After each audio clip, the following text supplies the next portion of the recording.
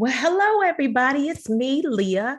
I am a personal development and family life coach. And what I do is to empower women to strengthen their families by helping them to free themselves of emotional bondage and repurpose their pain so that they can walk in their passion and purpose.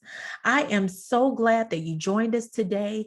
We're actually in the middle of making preparations for our upcoming virtual event. It's a masterclass on how to set boundaries and reclaim your peace. I am so excited about the impact that this event is going to have on everyone that participates. Setting boundaries leads to emotional freedom, and that is our goal. So join us Saturday starting at 10 a.m. That's going to be Saturday, May the 29th. You don't want to miss out. Register now. Go to www.lovethehuggins.com/boundaries. That's www.lovethehuggins.com/boundaries. Now, I'm just going to jump right into it. I want to talk to you today about enabling and codependency. Enabling codependency. Now, there are two types of people that are involved in a codependent relationship. First, you have the person that's actually engaging in the harmful or self-destructive behavior. The other person is the enabler. This is the person that in some kind of way is supporting the negative behavior being displayed by the first person in our scenario. Now, usually codependency centers around cases where people are dealing with issues of substance abuse, like alcohol or drugs. A person becomes an enabler by the things that they do and don't do when it comes to dealing with the other person. There's a difference between helping and enabling them. If you helping the person makes it easier for them to continue in their destructive behavior, then you are not helping. You're actually enabling them and you're causing the problem to get worse.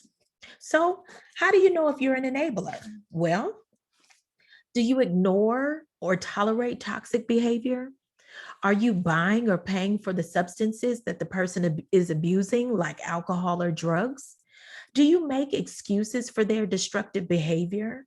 Do you avoid confronting the issue just to keep the peace or because you're worried about how they're going to react to you? Do you let it slide when they say something or do something that is harmful or abusive to you? Do you hold them accountable for their actions? Do you follow through on consequences like actually leaving when you say you're going to leave? How about neglecting your own needs in order to make sure that they are all right? Codependency is a learned behavior. It's about how much you let the person get away with. Now, you've heard the saying, give them a foot and they what? They take a mile. It's true. The more you allow a person to get away with behaving in a negative way towards you, the more they will continue to do it. And in most cases, the worse it will get.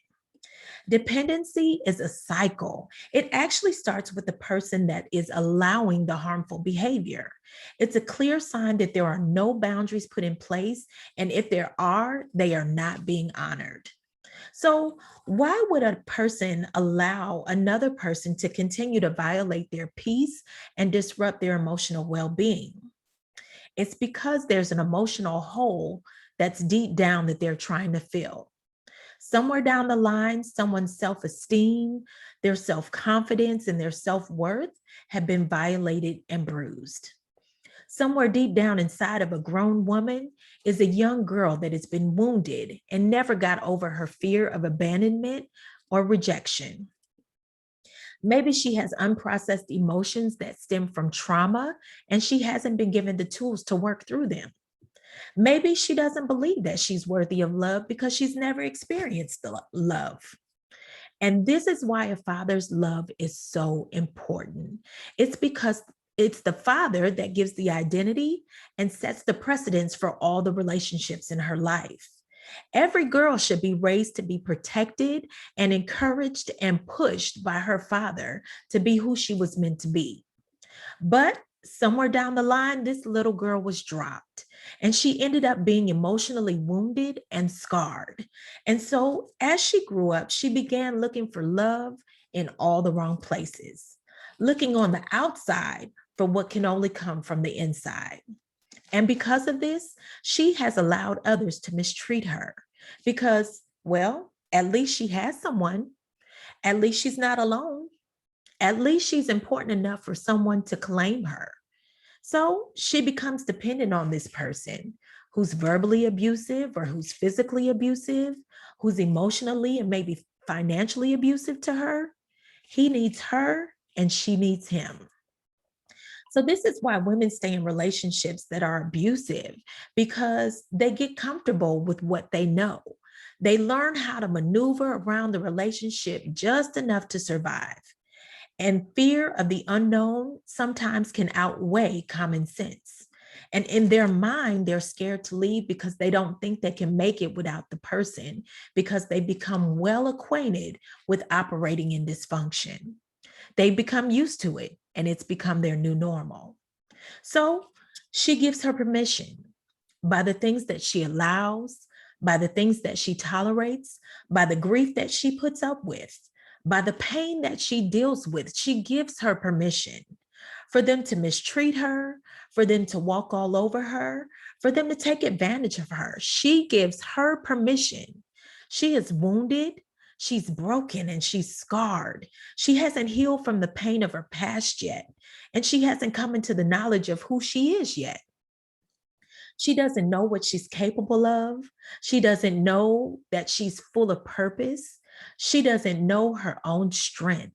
She hasn't yet realized that she is resilient and resourceful, and she doesn't realize the impact that she can make all over the world just by being who she is and just by telling her story.